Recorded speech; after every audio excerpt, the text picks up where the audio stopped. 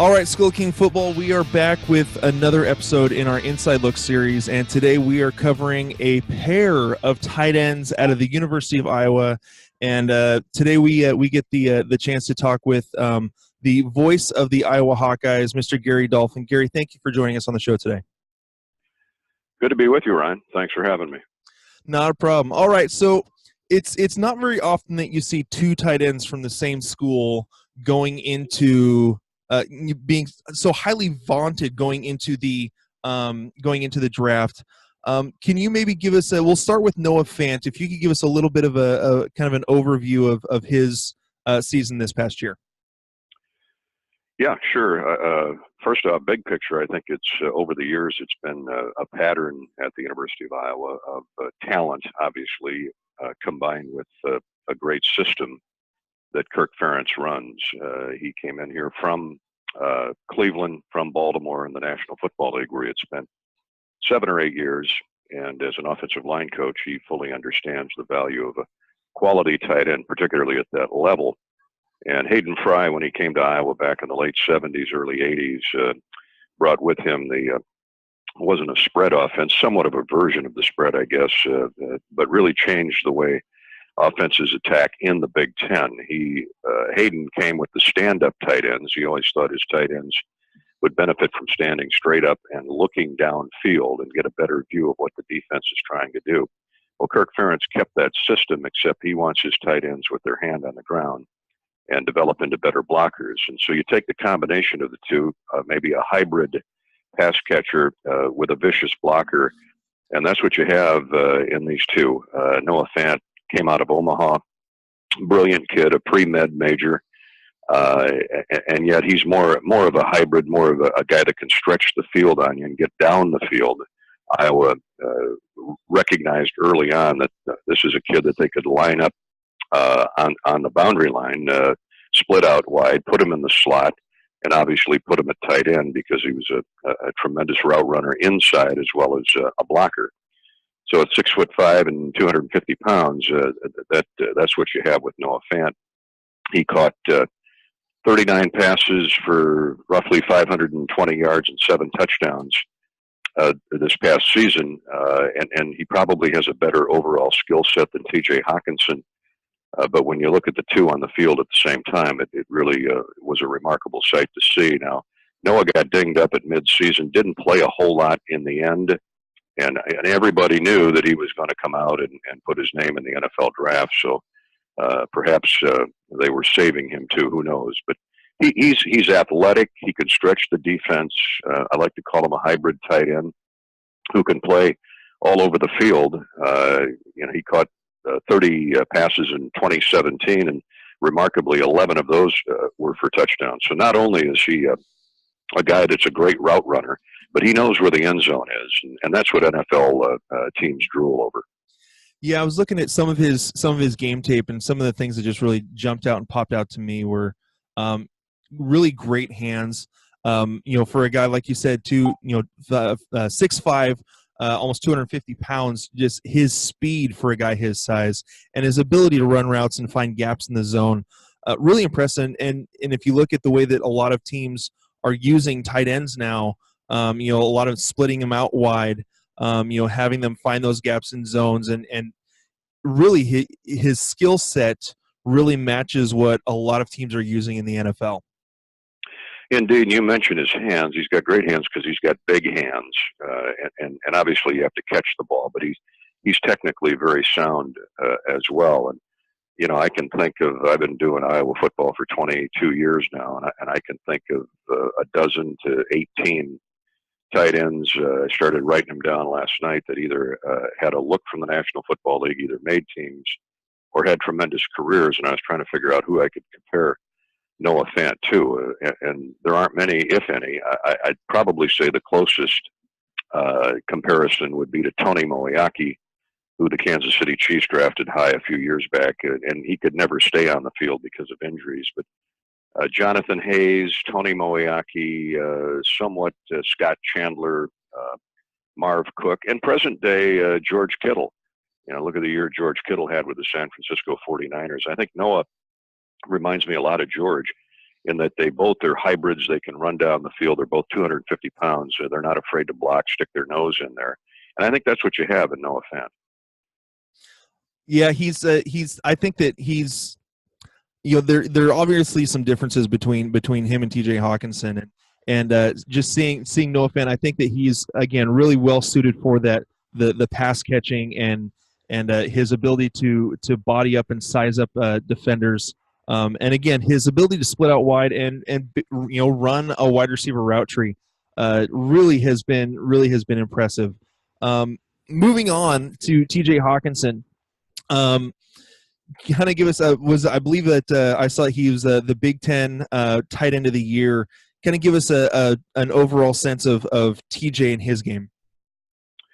Certainly, not only is he the Big Ten tight end of the year, he's the National John Mackey Award winner, the best tight end in college football. He has had some kind of year. 49, 50 catches, over 750 yards, caught 6 touchdown passes. And when you say, well, gee, that isn't a great number. Well, remember, Noah Fant caught 7.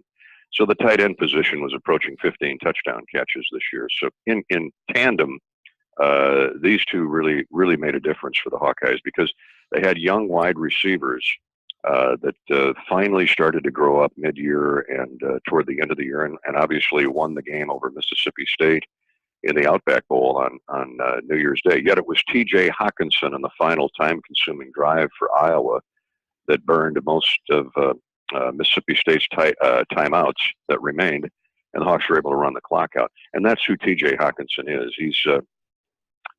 He's somewhat similar to Fant, yet he's more of an inside guy. He's a bruiser. He's a mauler. He's a phenomenal blocker, particularly in the run game. Is he Gronkowski? He reminds me a little bit of Gronk. I'm not going to make that kind of comparison yet, because you think about TJ, he was just eligibility-wise, just a sophomore. Now he's a third-year player. They redshirted him the first year. Great high school athlete, phenomenal basketball player. So he's athletic. Grew up in a small town called Sheridan, which is just south of Des Moines. But that last drive against Mississippi State in the Outback Bowl, if you go back and look at that, that's who T.J. Hockenson is. He's a yardage eater. He's a clock eater. He gets you huge first downs on third and medium range. Doesn't matter. He runs phenomenal routes down the hash, and that's what I'll always remember about T.J. But you know what? He's cerebral enough to where he understands the playbook and can find the end zone as well. And his performance has proven that here in his short career at Iowa, and what should be a long career in the National Football League if he stays healthy, of course. Yeah, going back to his game tape, he has the great hands, just like Noah Fant. His speed for his size, again, 6'5", 250 pounds. Both these guys they're big guys, and the ability that both of them have to be able to move down the field is very impressive, and even to pull away from defenders when they need to. I think the one thing that what I've seen in some of his tape and what I've seen talked about in a lot of the NFL draft discussions is that TJ is more of that inside blocking. And so for a team, say more like an NFL team, more like what I watch, regularly, the Seahawks up here in Seattle, he's more of that kind of inline guy that can block and be an absolute bruiser in the running game, but is also going to be able to do anything that you want for your team in the passing game as well. And the way that TJ Hockenson finishes off blocks, I can think of one. I can't remember the specific game, but watching just some game tape, and he wasn't even, not even really in the play, kind of barreling down, and basically took out a linebacker. And as the play ended, you can still see TJ finishing off his block and pancaking linebacker. Just his tenacity for blocking, especially on that in line, I think is really going to serve him well to get him on the field immediately in the NFL. Yeah, I couldn't agree more. He's what you would call he and Fant really, but TJ maybe a little bit more so. He's what you would call NFL ready, because he's a little bit more advanced in blocking skills. And I go back to the system. That's what Iowa does. You look at all the great offensive linemen that Iowa has put in the National Football League, defensive backs. Amani Hooker will be, I think, at least within the first 3 rounds, a draft pick, the defensive back of the year, and a kid that can play safety or corner. He's big enough, he's strong enough, and I think he's fast enough, obviously, if he's in the right system. But I think TJ's NFL ready because of the Iowa way. And he reminds me, he too reminds me a lot of Kittle, CJ Fedorowicz, who had profitable years with the Houston Texans here recently. Dallas Clark was maybe the greatest tight end ever to come through Iowa, but he was unique. He was a guy that almost had sprinter speed where tight ends are concerned, and obviously he had Peyton Manning throwing him the football, which certainly helps. But definitely, no, I agree with you about TJ. He's got the size. He's a phenomenal worker. And I think it goes back to his not only his college career, but his high school career, where he was a great athlete. He's a multiple sports star, track and field, basketball. They tell me he could play baseball, and obviously he picked the right sport with football. But he has the body type that the NFL covets at the position, and he certainly has the skills that NFL teams are looking for in terms of, to your point, the ability to play inline and also split out. He's a big play threat too. And he's really smart after the catch. He has your point about great hands. They're soft hands. And when you watch him on tape, he never extends those arms or hands to the point where the ball might get away from him. He keeps his hands in against his body, watches the ball in. And once it gets there, he's not going to put it on the ground. He's not going to drop it.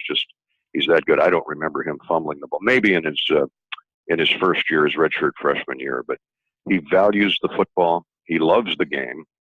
Comes from a great small town family, and he's on the cusp of having a wonderful career. Yeah, real quick, you mentioned his track and field. Definitely in one of his highlights, I saw that put on display when he leaped a defender, kind of trying to come at his legs down the sideline, and leaps over him and gets down the line a little bit farther. Well, and the other thing, in addition to that, he's just hard to bring down. Mississippi State had the best defense I saw this year of any Iowa opponent. I obviously haven't seen them all, and Iowa didn't play Alabama. But look at Mississippi State's defensive stats. They were, I think, the number 2 overall defense in college football. They held Alabama to its lowest output of the year, point-wise. Mississippi State was a true test of TJ. Now, Noah opted out of that game for the NFL readiness to get ready for the National Football League. Didn't want to risk injury, but not TJ. I mean, I think TJ had a pretty good eye on the NFL before that Outback Bowl. But that's who he is. He wanted to be on the field with his teammates. But if you look at any game he played in this year, where he had multiple catches, the difficulty of bringing him down, and I go back. He's just got great balance. He's got strong legs. We know he's big and tough. But I go back to the Iowa way because Kirk Ferentz has a firm belief in kids like TJ getting them on the field their first year on special teams so they can run down the field, absorb contact, figure out what the big-time college game in the Big Ten is all about. And TJ was eager from the get-go, and that's why he's going to be handsomely compensated here in a few months. Yeah. Real quick before we go, I do need to say that I have a buddy who's from Iowa, and he wanted to say hi. So hi to you, Gary Dolphin, who he's listened to on the radio from Matt DeSmit in Iowa. I just wanted to make sure I threw that out there because he would be mad if I didn't. So. Well, yeah, I appreciate Matt and all Hawkeye fans' support. It's been a very trying week for me personally out here with what's going on. But nonetheless, the Hawk fans, the supporters, the boosters have been phenomenal. And I think we're past the worst part now, past the storm. We can move on and get back behind the microphone sooner than later. Yeah, I mean, I know a little bit about what's been going on. And again, in spite of all that, I appreciate you taking your time to give us a little bit of your time to talk about Noah and TJ and kind of what give us a little bit of perspective on what they've done in their careers and how they may go on to the NFL. Again, Gary, thank you so much for giving us some of your time. Hey, you bet, Ryan. Anytime. Thanks for having me. Everybody have a great off season. Enjoy the NCAA tournament. It should be phenomenal. All right. Thank you so much. We'll talk to you later.